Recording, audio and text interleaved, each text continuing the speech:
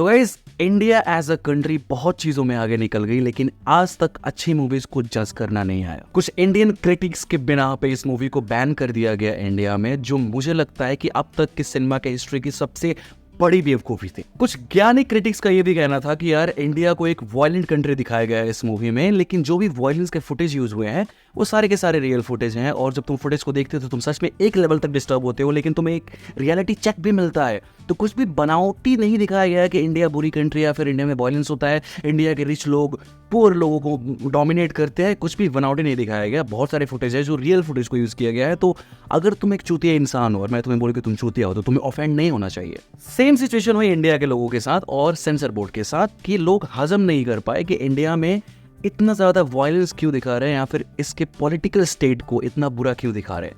लेकिन इंटायरली बुरा नहीं दिखाया गया। इसमें जो कल्चर को रिप्रेजेंट किया है, जो हनुमान जी के रेफरेंसेस दिए गए हैं, जिस तरीके से तुम्हें ये मूवी फील कराती है कि पेन में और मकसद में क्या फर्क होता है। जब तुम पेन को अंदर बढ़ाते हो और उससे आगे बढ़ते हो लाइफ में, तो कुछ नहीं कर पाते। एट द सेम टाइम अगर तुम्हारे पास कोई नोबल मकसद है तो लाइफ में बहुत कुछ कर पाते हो। मूवी में एक पॉइंट के बाद जब तुम्हें देव पटेल के पास्ट के बारे में पता चलता है तो तुम्हारे अंदर की रूह कांप जाती है और तुम उस कैरेक्टर से प्यार करने लगते हो। एट द सेम टाइम उसके लिए बहुत बुरा फील करते हो। तो एक आर्ट के नाम पे लाइबर्टी ना होना इंडिया में बहुत बड़ा लॉस फील कराती है, जब मंकी मैन जैसी मूवी जो कि इंडिया में ही बेस्ड है और इंडिया में ही रिलीज ना हो।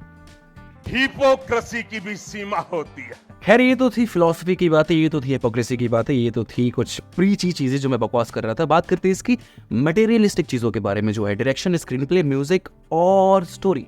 स्टोरी का प्लॉट काफी सिंपल है, वही जो साउथ मूवीज में दिखाया जाता है कि अमीर लोग गरीबों की जमीन हड़प के कुछ उस पर बनाना चाहते हैं, अपना राज करना चाहते हैं। सिंपल स्टोरी है, लेकिन देव पटेल ने जो हॉलीवुड टच के साथ इसको बनाया है, जो रियलिज्म के साथ बनाया है, जो इमोशंस के साथ बनाया है, मैं लिटरली ट्रॉमेटाइज होते होते बचा। एट द सेम टाइम अंदर से सेटिस्फैक्शन थी कि मैंने ये मास्टरपीस को देखा। इंडिया में रिलीज ना करना एक बहुत बड़ी मिस्टेक थी। जो लोग मिसकंसेप्शन में जी रहे हैं कि इसमें इंडिया को बुरा दिखाया गया है, भगवान लोगों को बुरा दिखाया गया है, at the same time train में लोगों को जलाने वाला सीक्वेंस है, ऐसा कुछ नहीं है। जो भी दिखाया गया है वो रियल फुटेज है।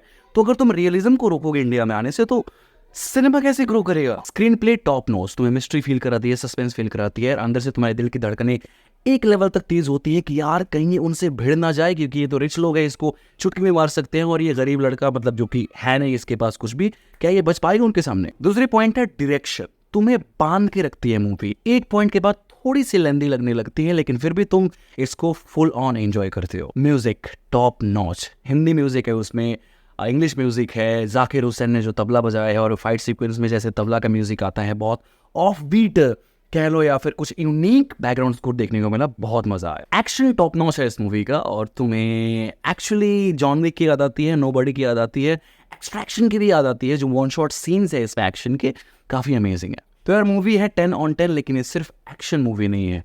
लाइफ को लेकर philosophy, mythological references, at the same time अंदर एक होप जगाती है मूवी कि हाँ तुम भी कुछ हो, तुम्हारी भी आइडेंटिटी है। नो मैटर फाइनेंशियल तुम कितने गरीब हो, नो मैटर मेंटली तुम कितने गरीब हो, लेकिन हाँ तुम्हारी एक आइडेंटिटी है। तुम्हें ये मूवी होप देती है कि तुम लाइफ में एक मकसद रखो और आगे बढ़ो, एंड नो मैटर व्हाट तुम्हारे आगे कोई नहीं आ सकता अगर तुम्हारे अंदर नोबिलिटी है, तुम्हारे अंदर एक मकसद है। Please watch this movie if you have not watched it yet. तुम एक बहुत बड़ी चीज़ मिस कर रहे हो। इंडिया में रिलीज ना करके इसको एक पाप किया गया, मैं तो यही कहूँगा। लेकिन हाँ, if you are a movie lover, तुम्हारे लिए अवेलेबल है ये, go watch it and it's amazing. Don't watch it with family please. Thank you.